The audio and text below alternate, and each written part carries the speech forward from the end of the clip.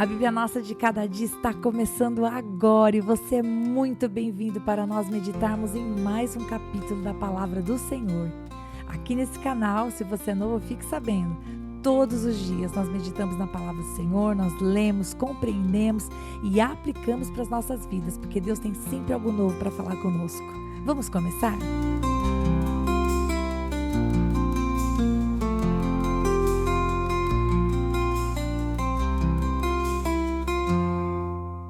Deus abençoe muito você, que bom que você está aqui para mais um episódio da Palavra do Senhor. E hoje o episódio é especial, ele se chama Uma Pausa no Meio da Caminhada. E eu vou te explicar por que esse episódio tem esse nome. Porque professor, quando vai trocar de assunto, quando vai ampliar o assunto, ele quer ter certeza que ninguém está ficando para trás. E eu sou professora de formação, portanto, enquanto eu estava pensando nos capítulos de Gênesis, eu pensei, quando nós chegarmos mais ou menos ali no final do capítulo 11, é necessário fazermos uma revisão para ter certeza que ninguém ficou para trás. Então, esse capítulo é sobre isso. Vai ser um capítulo muito importante para a gente ajustar a carga do que nós vimos até agora e nos prepararmos para o restante de Gênesis. Porque, queridos, Gênesis é um livro muito importante.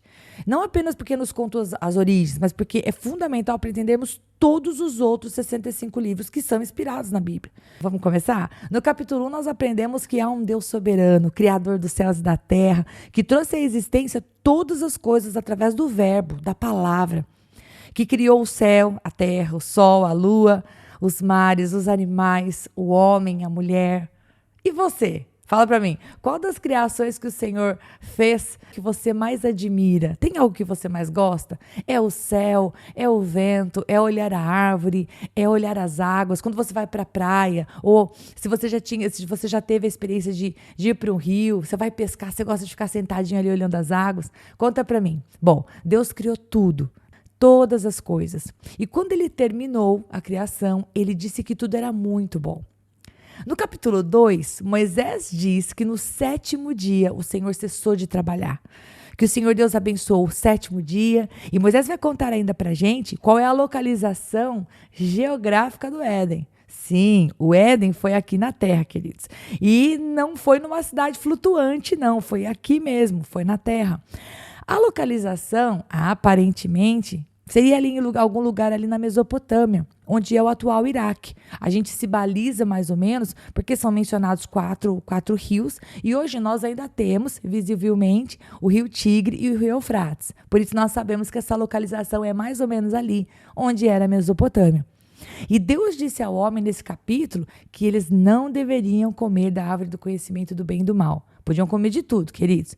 Essa não. Foi uma regra que o Senhor colocou na sua terra maravilhosa. Tinha dado tudo para o homem, ele tinha direitos. E o homem ouviu essa regra, mas nós sabemos como é que as coisas vão proceder. Ainda nesse capítulo, Deus vai instituir o casamento, como sendo uma formação da família ali. O homem e a mulher tornando-se um, deixando a sua parentela, vivendo de acordo com os princípios de Deus. No capítulo 3, aí nós vamos ver aparecer um novo personagem nessa história.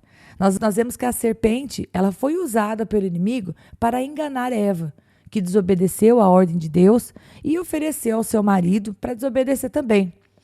Ambos pecaram.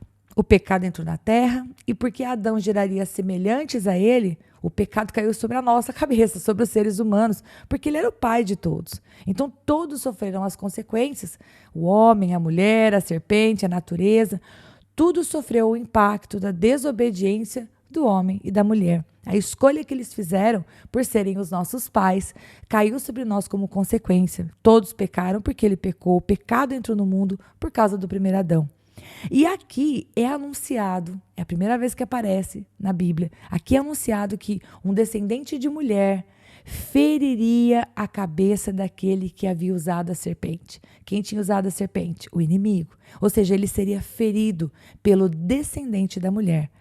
Pela primeira vez é anunciada a necessidade de um Salvador.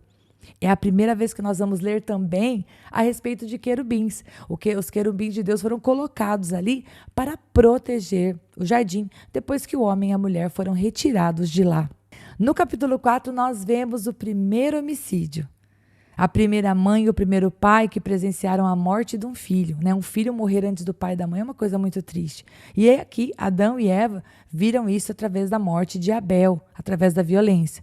Caim matou Abel por inveja, por não dominar o pecado que jazia à porta, apesar, queridos, de Deus ter falado com ele antes. Lembra que nós temos esse comparativo, né? O Senhor Deus tinha dito para Adão e para Eva para não comerem daquela árvore do conhecimento do bem e do mal. Ele tinha dado uma ordem clara.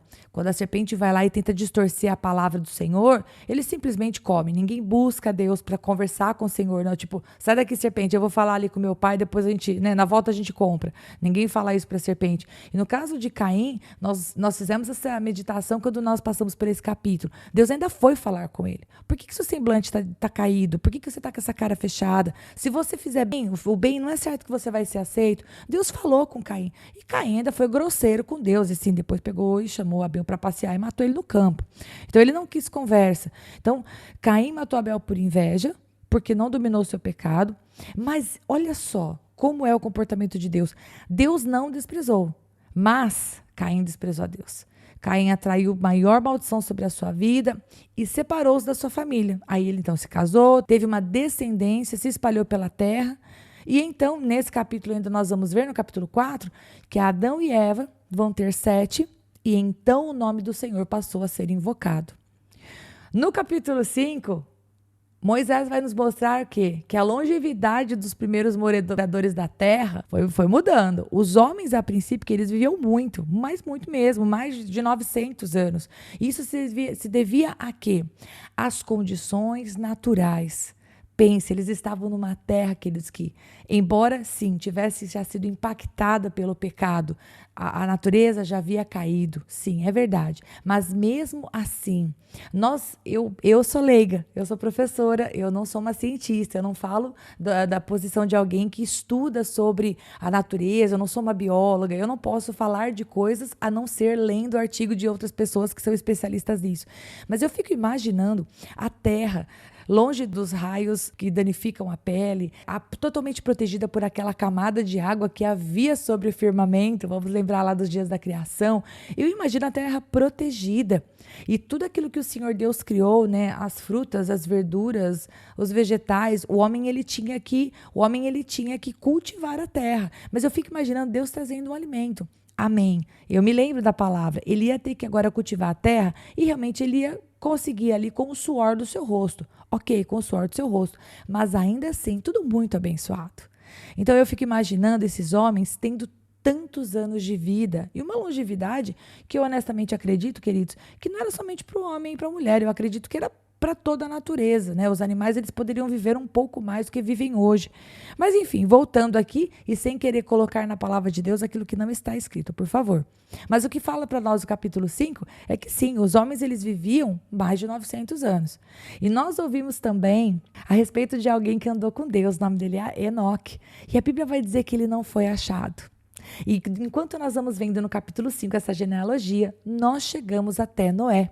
O capítulo 6 vai nos dizer que o homem afastou-se ainda mais de Deus.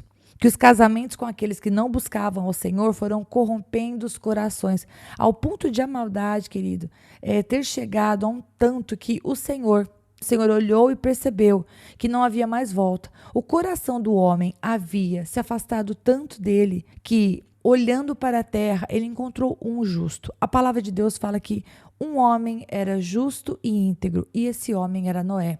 E porque Deus não rejeitou a sua criação, ele apenas foi rejeitado, o Senhor Deus foi rejeitado. Ele então disse, eu vou recomeçar. Ele entristeceu-se no seu coração, e nós vimos que não é uma tristeza como a nossa, uma tristeza rancorosa, uma tristeza má, uma tristeza que quer pagar o mal com o mal. Ao contrário, porque o Senhor ama tanto o homem, primeiro preparou para ele um jardim. E porque o Senhor ama tanto o homem, desde o princípio ele disse, o descendente vai pisar na cabeça da serpente. E nós sabemos que Deus deu para nós o seu filho amado. Nenhum de nós entregaria o nosso filho para morrer por ninguém, mas Deus, o soberano, entregou o seu filho amado. Por isso nós sabemos que o preço da humanidade para ele não é um preço qualquer. O Senhor ele não foi maldoso em destruir a terra, ele foi misericordioso. Onde estaríamos se aquela geração tivesse simplesmente formados semelhantes a eles, sendo que já lá desde os princípios, lá dos primórdios, no capítulo 6, nós já vemos que toda a terra se corrompeu. Então o Senhor, ele recomeçou. E depois, nós vamos ver isso mais para frente, ele vai estabelecer uma aliança com o povo. E no capítulo 7 nós vemos que 8 pessoas entraram na arca. Além do que, um casal de cada bicho que Deus trouxe a Noé. Queridos, eu vou fazer uma pausa aqui, ok? Porque eu amo quando vocês escrevem nos comentários. É muito bom poder interagir com vocês. Quando vocês me escrevem no WhatsApp é gostoso. Mas eu prefiro quando vocês escrevem no YouTube ou no Spotify, porque assim a gente vai conversando e se mais gente quiser conversar embaixo é muito legal. Perguntaram pra mim, Rita, e os dinossauros? Bom, eu não sei se você tem percebido, eu tenho me detido no texto exatamente porque eu quero falar com você a respeito da palavra de Deus, do que está escrito. Essas especulações, essas brigas, essas discussões de minha posição ou sua posição, honestamente, queridos, eu penso que não é o foco desse canal, porque nós estamos aqui para falar a respeito da palavra de Deus e meditar diariamente nesse alimento que alimenta a nossa alma e que nos põe de pé todos os dias. Mas eu gosto quando vocês fazem perguntas, então eu vou apenas pincelar algo. Por que na palavra de Deus não aparece a palavra dinossauro? Na Bíblia não aparece a palavra dinossauro, porque a palavra dinossauro não existia quando a palavra de Deus foi escrita. A palavra dinossauro é a junção de duas palavras que significa lagarto terrível, lagarto assustador. E esse termo apareceu somente em 1842, através de um estudioso de fósseis chamado Richard Owen. Então, quem eram esses lagartos terríveis, esses lagartos assustadores? Está falando de criaturas gigantescas que nós sabemos que existiram, até porque se nós vamos em um museu de fósseis, a gente vê quão grande e quão terríveis eles eram. Bom, a Bíblia fala para nós que o Senhor criou os animais. Criou todos os que rastejavam, os que andavam nas águas, os que andavam sobre a terra. O Senhor, ele não dá para nós os nomes. Aliás, quem pôs os nomes foi Adão, né? Se não gostarmos de algum nome, se achar que a girafa tem cara de elefante, quando chegar no céu, vai te conversa com Adão. Foi o homem quem deu nome para os animais. Agora, exatamente aqui nesse momento da história, no capítulo 7, que nós estamos revisando, diz que o Senhor trouxe até Noé um par de cada animal. Portanto, eu não posso acreditar que Moisés teria deixado de fora o detalhe de que o Senhor deixou alguns para fora. Não é assim que funciona. Até porque quando nós vamos no livro de Jó, nós temos lá, por exemplo, a citação da palavra Leviatã e Behemote, que fala de 2 animais, um terrestre e um que estava ali nas águas, que apresentam características de seres muito parecidos com esses dinossauros aí, com essa ideia de uma criatura assustadora, uma criatura grande, enfim. Então, Rita, quando os dinossauros surgiram e quando eles foram extintos? A Bíblia não conta pra gente. Se conta, se você leu na Bíblia, coloca nos comentários aqui embaixo. Na palavra do Senhor que eu li, honestamente, aqui não diz especificamente. E o Senhor, Moisés não detalha para nós a entrada de nenhum animal. Só diz assim, que o Senhor trouxe um casal de cada bicho até Noé. Somente isso. E o que diz é que todos os outros que ficaram fora da arca morreram. Tudo que tinha fôlego de vida morreu. Obviamente, não os animais marinhos, porque os animais marinhos já estavam acostumados com a água e ficaram lá, né? Pense, Noé não colocou dentro da arca nenhum aquário, ele não precisou fazer isso. Os animais tinham água suficiente do lado de fora. Então, nesse ponto eu digo para você, até aqui, Moisés não relata para nós nenhuma criatura diferente criada, como por exemplo, ele poderia ter mencionado os dinossauros e nem a extinção de nenhum deles. Então, eu vou me ater ao texto, combinado? Quando chegarmos em Jó, talvez a gente veja essas criaturas, etc. Mas exatamente agora eu não vou explorar elas porque o texto não está tratando disso. Mas eu só quero deixar claro que todo mundo que ficou fora da arca morreu. Todo mundo que ficou dentro sobreviveu. Até porque, capítulo 7 vai dizer que eles entraram e Deus fechou a porta. Realmente Deus fechou a porta. Eles não podiam sair de lá. 40 dias e 40 noites foram cheios do quê, gente? De chuva. E que tipo de chuva, que tipo de inundação foi essa? Queridos, as fontes do abismo se romperam. Ou seja, a água veio de baixo e as comportas dos céus foram abertas. Toda aquela camada de água que nós vimos lá, que na criação o Senhor colocou o firmamento, águas acima, águas abaixo, essa parte de cima caiu. As comportas dos céus foram abertas.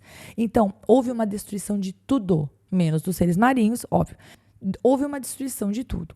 No capítulo 8, fala do fim do dilúvio. Aleluia, graças a Deus por isso. Até que as águas baixaram, queridos, nós acreditamos que eles ficaram mais ou menos ali 1 ano e 17 dias dentro da arca. E Rita, por que você tem esse 1 ano e 17 dias? Porque quando eu olho lá para a Bíblia, considerando meses de 30 dias, tá bom, pessoal? A palavra de Deus vai dizer que no dia 17 do segundo mês do ano 600 da vida de Noé, começou a chover. E no dia 27 do segundo mês, ou seja, o segundo mês de novo, no dia 27, ou seja, 10 dias a mais, do ano 601 de Noé, eles saíram da arca. Então, até que realmente ficou tudo sequinho e eles saíssem da arca, olha só, né? 17 do segundo mês do ano 600, aí eles saíram no 27 do segundo mês, mesmo mês, do 601. Ou seja, para mim, queridos, foi um ano com meses de 30 dias, né? 1 ano e 10 dias. E logo quando eles saíram, Noé vai oferecer ao Senhor um holocausto a Deus. E isso vai agradar o Pai. E ele vai dizer, louvado seja o Senhor por isso, o Senhor Deus vai dizer que nunca mais vai destruir todos os seres vivos, pois nós somos maus, por causa da nossa própria condição pecaminosa, né? Se fosse depender de nós, não daria certo. Então ali o Senhor Deus faz uma aliança, ele vai dizer, eu não vou mais destruir os homens, a natureza, os seres vivos, com águas de dilúvio, porque o homem é mau. Se fosse depender somente de nós, não daria certo essa aliança.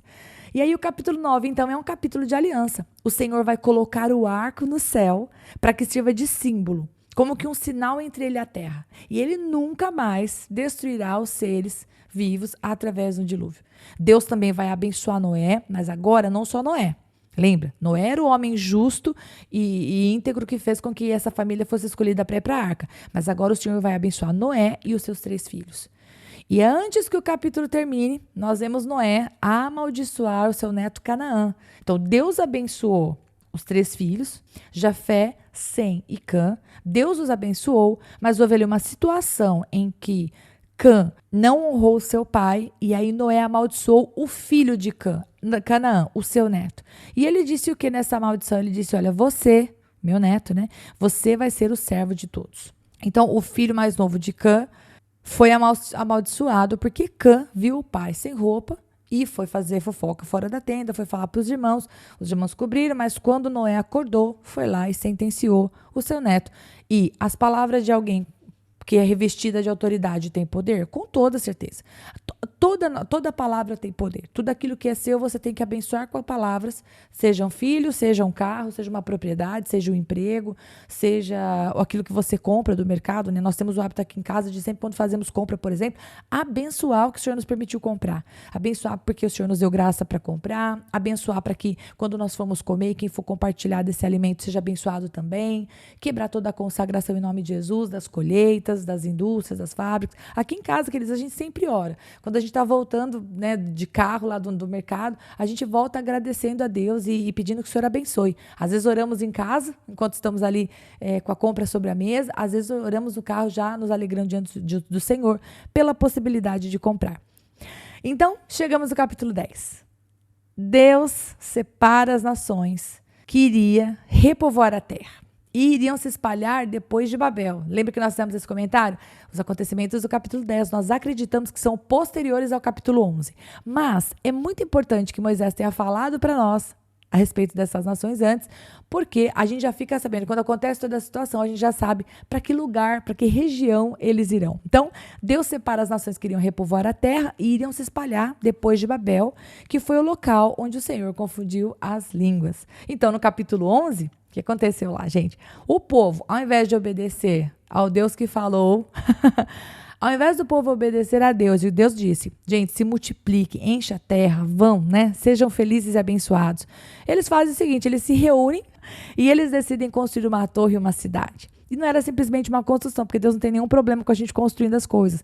Mas ali, o que estava sendo demonstrado ali é que o coração do homem era soberbo e queria atrair para si a glória e a honra. Queridos, nunca uma construção saiu tão cara. Hoje nós temos que fazer curso de línguas por causa dessa construção. O povo não ia fazer aquela construção para adorar a Deus, mas para atrair a glória e o renome para si. Qual foi o resultado? O Senhor confundiu as línguas e então cada um foi para uma região da terra. Ali o Senhor espalhou o povo e eles obedeceram como o Senhor havia mandado, porque o Senhor não deixou escolha para eles. Bem assim. Chegamos então na narrativa da linhagem de Sem, que vai nos levar até Abraão. E essa linhagem, queridos, a linhagem de Abraão, ela vai nos levar até Jesus. Então, até aqui, e por que nós estamos fazendo essa parada no meio do caminho? Porque até aqui Moisés narrou a criação e a relação de Deus com todos os povos, com todos os homens. Viemos da família de Noé, Jafé, Cã e Sem, ok? Viemos dessa família, viemos de Adão, obviamente, né, queridos? Mas estou falando pós-dilúvio. Viemos dessa família e o Senhor estava tratando com todos os povos. Mas a partir daqui, a partir do capítulo 12, vamos ver o Senhor estabelecendo a relação com um homem chamado Abrão. E este homem, ele vai se tornar pai de uma nação. Ele vai se tornar pai da nação de Israel. Então Deus vai escolher um homem para caminhar com ele.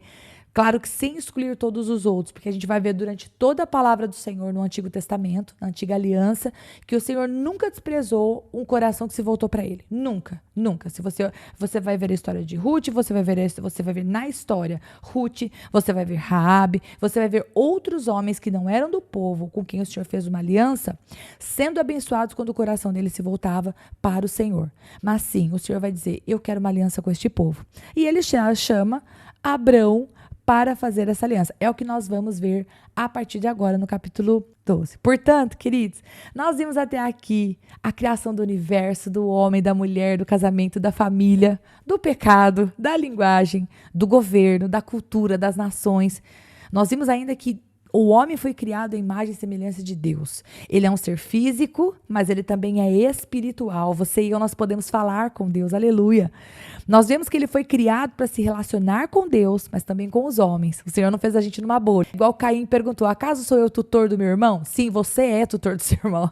Eu e você, nós temos que nos relacionar com o outro ser humano. Deus nos fez para relacionar-se com ele e com o nosso próximo.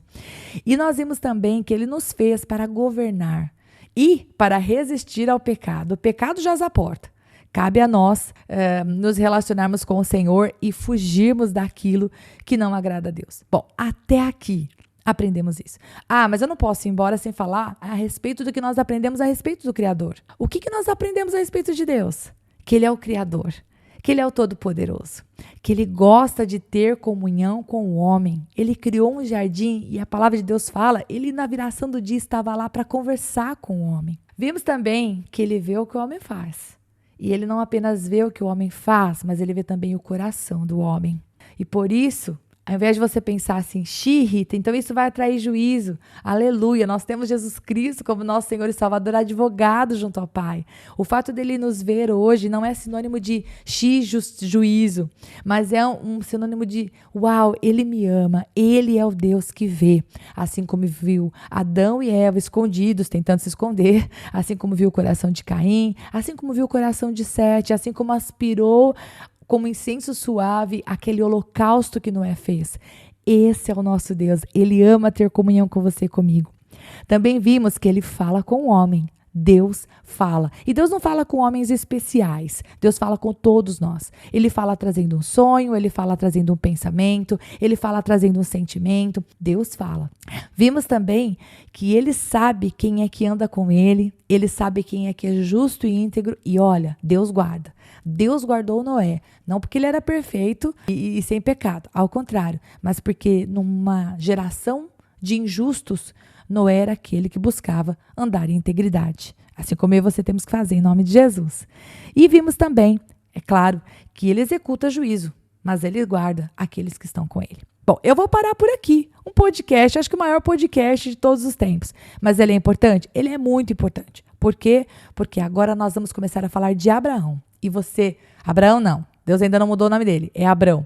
Nós vamos começar a falar de Abrão e de uma nova fase. O livro de Gênesis, então, está dividido em duas partes básicas. Até o capítulo 11, o Senhor falando com todos os povos. E agora, a partir do capítulo 12, nós vamos então falar com o Senhor fazendo aliança com um povo, sem desprezar os outros. Todo aquele que invocar o nome do Senhor será salvo. Mas ele vai chamar um homem e vai dizer, caminha comigo, anda na minha presença, ok? Deus abençoe muito você. Compartilhe esse episódio, um super resumo de Gênesis até aqui. E vamos nos maravilhar com a palavra do Senhor a partir daqui, em nome de Jesus.